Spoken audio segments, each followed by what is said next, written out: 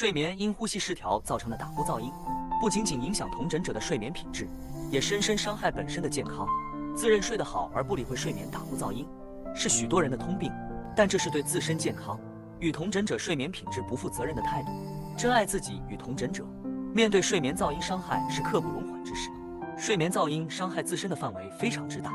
有几个方面是特别有感的。睡眠品质不佳，造成日间精神状态萎靡，呼吸道容易阻塞，打喷嚏、流鼻水，肠胃功能出问题，筋骨僵硬，皮肤状态不良，心情容易起伏、低潮、忧郁等等现象。认真面对睡眠品质是人生重要的课题，